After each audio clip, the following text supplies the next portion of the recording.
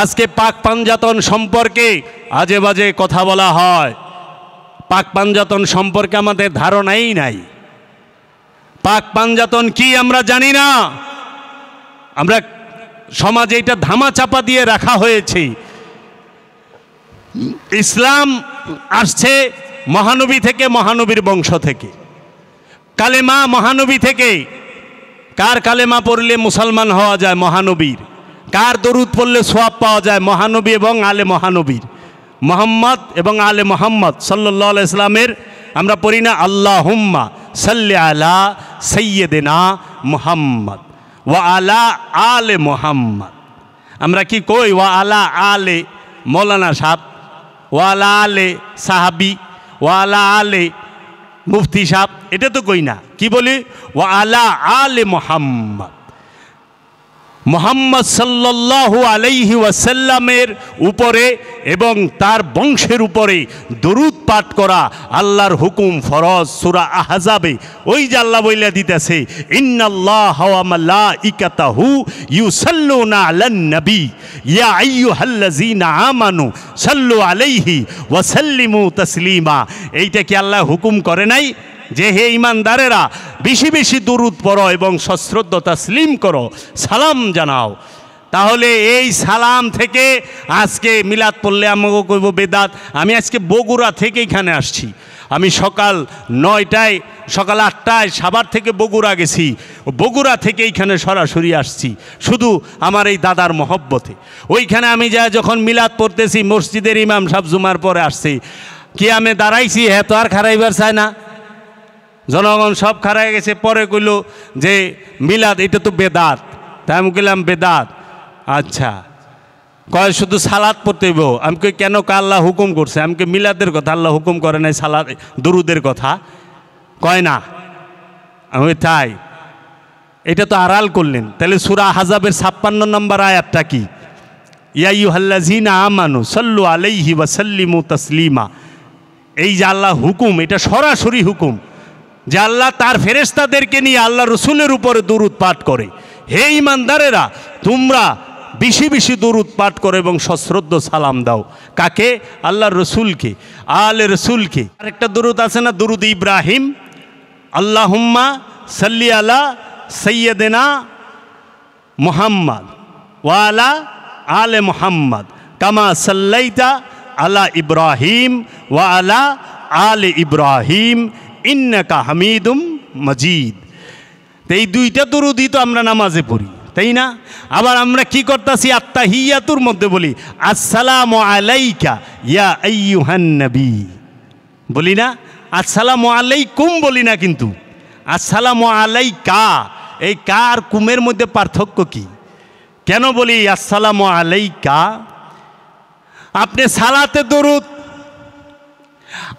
তাশাহুদের মধ্যে রসুলের উপরে দরুদ, সূরা ফাতিহায় ফরিয়াদের মধ্যে রসুলের বংশকে দান করার জন্য ফরিয়াদ করতে আছেন। সারা জীবন বললেন ইহদিনা সিরাতাল মুস্তাকিম, আল্লাহ আমাগো সঠিক পথ দেখাও। যারা তোমার কাছে বিপদগামীও না, পথভ্রষ্টও না। সারা জীবন আল্লাহর কাছে চাইতে চাইতেই মরে গেলেন, জীবনে আল্লাহর ওলির কাছে বায়াত হইলেন না। সারা জীবন তো সিরাতাল মুস্তাকিম খালি চাইলেন। সিরাতাল মুস্তাকিম সামুন্দে গেল, সিরাতাল মুস্তাকিম রে বলছেন ভণ্ড।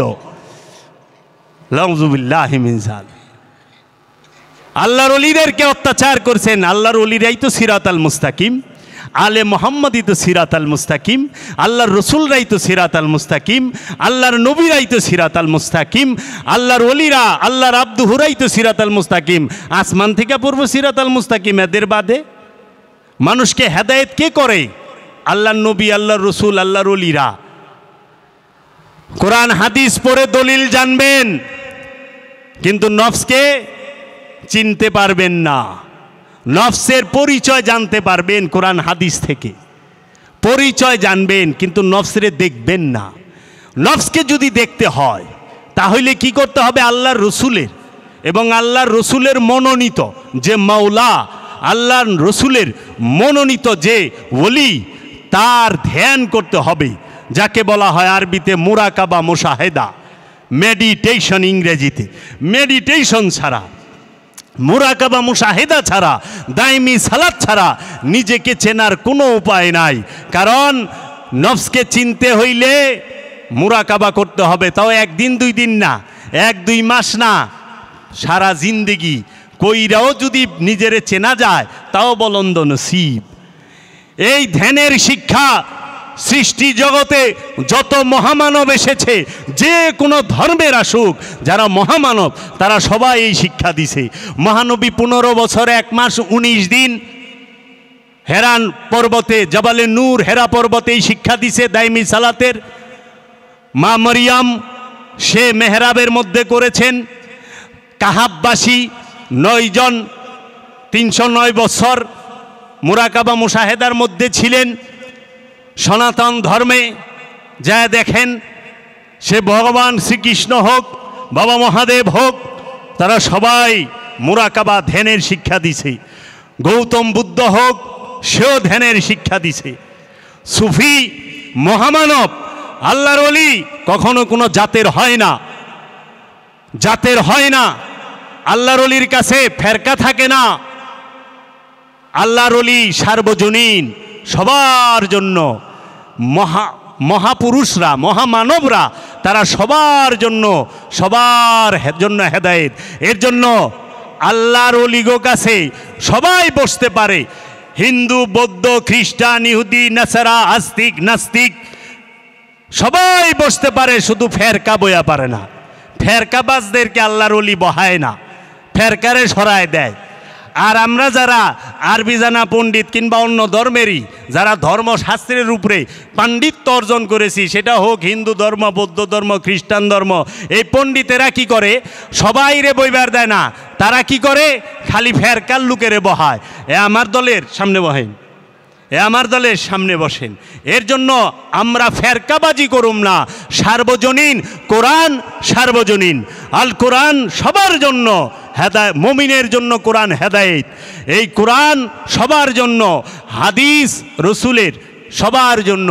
আল্লাহর রসুল সার্বজনীন রহমাতাল্লিল আলামিন, কয় না রহমাতাল্লিল মুসলিমিন।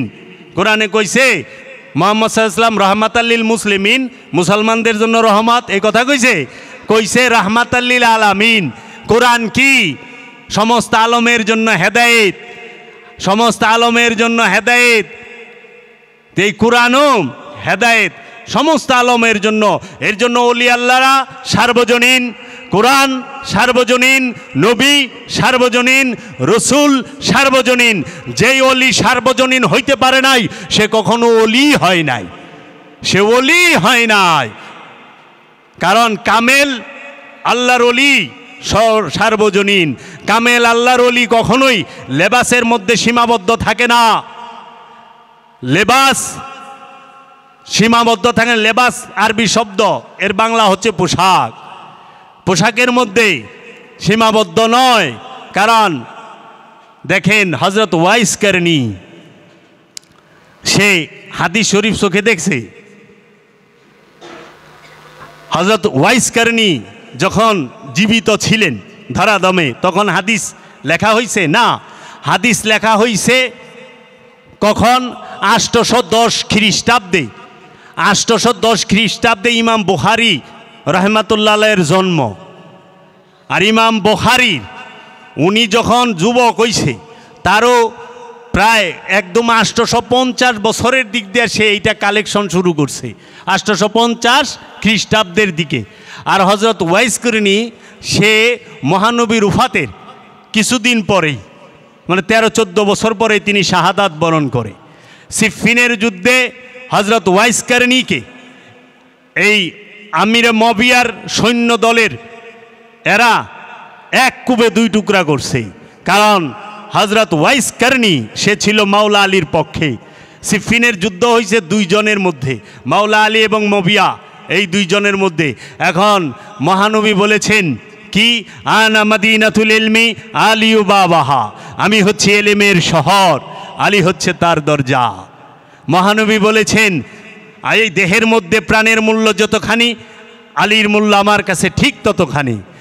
এই দেহের মধ্যে মাথার মূল্য যতখানি, আলীর মূল্য ঠিক আমার কাছে ততখানি। আল্লাহর হাবিব বলেছেন যে আমি আর আলী একই নূরের দুইটা টুকরা, একই নূরের দুইটা টুকরা। মহানবী মাওলা আলী সম্পর্কে বলেছেন যে মুসা আলাইহিস সালাতু ওয়াস সালামের কাছে যেই রকম হারুন আলাইহিস সালাতু ওয়াস সালাম ছিলেন, ঠিক আমার কাছে আমি মুহাম্মদ সাল্লাল্লাহু আলাইহি ওয়াসাল্লামের কাছে মাওলা আলীও তাই। এবং মাওলা আলীকে বলছে মহানবী, হে আলী তুমি হচ্ছে আমার ভাই, এই পৃথিবীতেও এবং আখেরাতেও তুমি আমার ভাই। মাওলা আলী কার ভাই? মহানবীর। জগতে মহানবীর মুহাম্মদ সাল্লাল্লাহু আলাইহি ওয়াসাল্লামের আর কোনো ভাই নাই। মহানবী যাকে বলছে হে আলী তুমি আমার ভাই। আর মহানবী মাওলা হুসাইন সম্পর্কে বলেছে হুসাইনু মিন্নি ওয়া আনা মিনাল হুসাইন, হুসাইন আমার থেকে, আমি ইমাম হুসাইন থেকে। বাবা মাথা তো ঘুরে এইখানে, মহানবীটি কি বলল যে আমি ইমাম হুসাইন থেকে। এটা তো সত্য যে উনি নানা, ওনার মেয়ের ঘরের নাতি, ঠিক আছে। নানার পরে মার থেকে আমি আসছি, এইটা স্বাভাবিক যে আমি মহানবী থেকে মাওলা হুসাইন, ঠিক আছে। কিন্তু মহানবী যখন বলল হুসাইনু মিন্নি ওয়া আনা মিনাল হুসাইন, আমি ইমাম হুসাইন থেকে, এই রহস্য তো মাথায় ধরে না, এই রহস্য মাথায় ধরে না, এই রহস্য আমার জানা নাই। খাজা গরিবে নওয়াজ সুলতানুল হিন্দ তার মাকতাবাত শরীফের মধ্যে বলেছে আমি গঞ্জে মাগফির পুশিদার পর্দা উত্তোলন করিয়া দেখি, হে নবীর নন্দদুলাল ইমাম হুসাইন আলাইহিস সালাতু ওয়াস সালাম, আপনার মেরাজ তো মুহাম্মদ সাল্লাল্লাহু আলাইহি ওয়াসাল্লামেরও এক ধাপ উপরেই। মহানবী খাজা বাবা বলছে, যেই খাজা বাবা বলেছেন জানে মান্নে সারাম বনামে হুসাইন মুনামে গোলামে গোলামানে হুসাইন। যারা আজমির শরীফে যান তারা খাজা বাবার মাজারের রওজার মেইন গেটের মধ্যে ফার্সি ভাষায় এই কালাম লেখা থাকবে, দেখবেন জানে মান্নে সারাম, আমি আমার এই জীবনকে উৎসর্গ করে দিয়েছি বা নামে হুসাইন, মাওলা হুসাইনের নামের উপরে, গোলামে মুনামে গোলামে গোলামানে হুসাইন। শুধু তাই না, মাওলা হুসাইনের যিনি গোলাম, আমি খাজা গরিবে নওয়াজ তার গোলাম। কত বড় বিনয়ের ভাষা, কত বড় বিনয়ের ভাষা খাজা গরিবে নওয়াজের। বাবা জাহাঙ্গীর বলেছে সুলতানুল হিন্দ খাজা গরিবে নওয়াজ অখণ্ড ভারতে 4 কোটি মানুষের মধ্যে 92 লক্ষ মুসলমান একা করছে তার জলওয়া, তার কারামত দিয়া। খাজা গরিবে নওয়াজ সম্পর্কে 5 থেকে 7টা দার্শনিক ইউরোপ এবং আমেরিকার তারা বলছে, আমরা গবেষণা করে দেখেছি এই ভারতবর্ষে যদি খাজা গরিবে নওয়াজ বলতো যে মোহাম্মদ বলে কিছু নাই, বলো ইয়া খাজা, তাই কইতো। কিন্তু খাজা বাবাই তা বলে নাই। খাজা বাবা শুধু মহানবীর বিনয় নয়, মাওলা আলীর বিনয় নয়, মাওলা হুসাইন সম্পর্কে বলেছে জানে মান্নে সারাম বনামে হুসাইন মুনামে গোলামে গোলামানে হুসাইন, শাহ হস্তে হুসাইন বাদশাহ হস্তে হুসাইন দিন হস্তে হুসাইন। খাজা বাবা বলেছে আমি আমার এই জীবনকে উৎসর্গ করে দিয়েছি ইমাম হুসাইনের নামে। শুধু তাই নয়, যিনি ইমাম হুসাইন আলাইহিস সালাতু ওয়াস সালামের গোলামের গোলাম, আমি তার নামে আমার জীবন উৎসর্গ করেছি। শাহ হস্তে হুসাইন, হুসাইন হচ্ছে মাওলা, বাদশাহ হস্তে হুসাইন, বাদশাহী হচ্ছে মাওলা হুসাইন, দিন হস্তে হুসাইন, দিনই হচ্ছে ইমাম হুসাইন। ইমাম হুসাইন আলাইহিস সালাতু ওয়াস সালাম ছাড়া আর কোনো দিন নাই, দিনই হচ্ছে ইমাম হুসাইন। এর জন্য মুসলমান যদি হতে হয় হুসাইনি মুসলমান হন, যেখানে শুধু বিনয় প্রেম উৎসর্গ ত্যাগ আর কিছু নাই। সে শুধু দিতে জানে, আলে মোহাম্মদ দিতে জানে, নিতে জানে না। আলে মোহাম্মদের জন্য সদকা জাকাত হারাম, আলে মোহাম্মদ দিতে জানে, তারা বাদশাহ কামলেওয়ালা, তারা যারা তাদের নিজের সন্তানের উপরে ছুরি ধরে অস্ত্র ধরে তাদেরকেও ক্ষমা করতে জানে। আর আপনি তো বিয়া আপনার পোলার একটা চটকনা দিলে সুপ্রিম কোর্ট পর্যন্ত যানগা। আবার মুসলমান কোন? হুসাইনি মুসলমান হইতে হবে। কোন মুসলমান? হুসাইনি মুসলমান। কিভাবে? মহানবী সবাইকে কলেমা পাঠ করাইছে, মুসলমান বানাইছে। আর মাওলা হুসাইন কারবালায় আইসা প্রমাণ কইরা দিছে মহানবীর খাঁটি উম্মত কয়জন, খাঁটি প্রেমিক কয়জন, মাত্র ৭২। আর লোক দেখানো প্রেমিক ৩৩,০০০। এই ৩৩,০০০ বেশি না ৭২ বেশি? ৭২ বেশি হইল কেমন বাবা? ৩৩,০০০-এর থেকে ৩৩,০০০ আর হুদা ৭২। তাহলে পরে এখন আমরা তো দেখি এই মাহফিলে লাখ লাখ লোক, এইটাই মনে ইমানদার গো মাহফিল। তাইলে তো কইতে হইব কারবালা এজিদের দলই সবচেয়ে বড় ইমানদার ছিল নাকি? ও বাবা, এটা আল্লাহ না যদি মানুষ দিয়ে বিচার করেন, আর এই পিসাবের মুরিদ বেশি, এমনও সবচেয়ে বড় কামেল।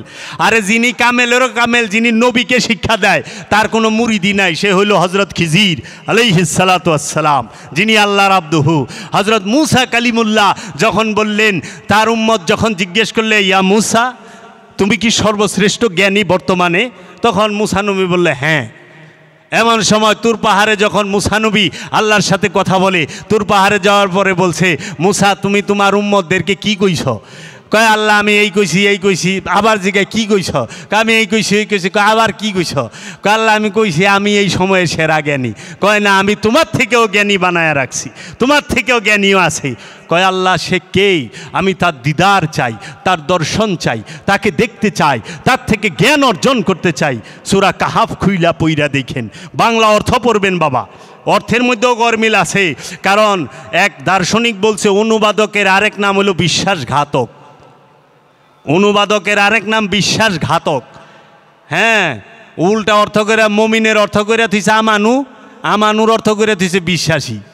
লওয়ালা মমিন আর আমানু একই আরবি শব্দ, দুইটার অর্থই বিশ্বাসী। একটা হইল পরিপূর্ণ বিশ্বাসী, আরেকটা হইল অপূর্ণ। অপূর্ণতা যার আছে তাকে বলা হয় আমানু। এখন আমানু আর মমিনের মধ্যে কি তফাৎ? এক লাইনে। আমানুর সাথে শয়তান থাকে দুর্বল রূপে, আমানুর সাথে খান্নাস রূপী শয়তান থাকে দুর্বল রূপে, কিন্তু মমিনের সাথে আল্লাহ থাকে, শয়তান থাকে না। কোরআনই বলছে যে ইন্নাল্লাহা মাআল মুমিনিন, নিঃসন্দেহে আল্লাহ মমিনের সাথে থাকে। আল্লাহ চারজনের সাথে থাকে। সেই চারজন কি? মমিন, মুত্তাকি, মুহসিনিন, সাবিরিন। এই চারটারে একটারেও দেখান যায় না। নামাজ এন থেকে যদি 100 ফিট দূরে কেউ পড়ে, এন থেকে তাকাইলে উঠা বসা দেখা বোঝা যাইব যে লোকটা নামাজ পড়তেছে। আচ্ছা, যদি মেজাজি রোজা রাখেন, সারাদিন না খায় থাকেন, চেহারাটার দিকে চাইলে বোঝা যাইব যে সে রোজা রাখছে। একটা গরু আইনা যদি জব করেন, দূরের থেকে বোঝা যাইব কুরবানি করতেছে, কিংবা কুরবানি করছেন রক্ত লাগছে, বোঝা যাইব। কিন্তু আপনার বগল তলায় যদি ধৈর্যশীল বয়ে থাকে, আপনি টের পাইবেন না এটা সাবেরিন, এটা ধৈর্যশীল। এর জন্য যেই সমস্ত ইবাদত দেখা যায়, যেই সমস্ত কর্ম দেখা যায়, সেই দেখানো কর্মের সাথে, দেখানো ইবাদতকারীর সাথে আল্লাহ থাকে না। সারা কোরআন আল্লাহ কোথাও বলে নাই আমি নামাজির সাথে থাকি, আমি নামাজির সাথে থাকি। আল্লাহ এক জায়গায় বলে না আমি রোজাদারের সাথে থাকি, আল্লাহ এক জায়গায় বলে না আমি হাজির সাথে থাকি, আল্লাহ এক জায়গায় বলে না আমি যাকাত দানকারীর সাথে থাকি, আল্লাহ এক জায়গায় বলে না আমি কুরবানিকারীর সাথে থাকি। কারণ কুরবানি হাকিকিও আছে, মেজাজিও আছে, কুরবানি আমিত্বেরও আছে, কুরবানি পশুরও করে, পশুরও কুরবানি আছে, আমিত্বেরও কুরবানি আছে। হিন্দু শাস্ত্রে বলা হয়, সনাতনে বলা হয় মায়া ত্যাগ। আমিত্বকে মায়া বলে, খান্নাসকে মায়া বলে, যে তোমার মায়া খেদাও, মায়া সরাও। এই মায়ারও কুরবানি আছে, আমিত্বের কুরবানি আছে, আবার পশু কুরবানি আছে। দাইমি সালাত আছে, ওয়াক্তি সালাত আছে। হাকিকি কি মালের জাকাত আছে, আমিত্বের জাকাত আছে। মালের জাকাত দিবেন, মাল পরিষ্কার হইব, মাল পবিত্র হইব।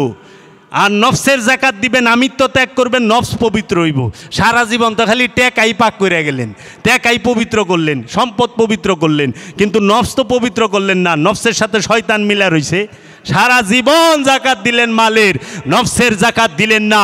নফসের জাকাত হচ্ছে খান্নাস রূপী শয়তানকে ত্যাগ করা, আমিত্বকে ত্যাগ করা, আমিত্বকে বিসর্জন দেওয়া, এই শয়তানের কুমন্ত্রণা থেকে মুক্তি নেওয়া।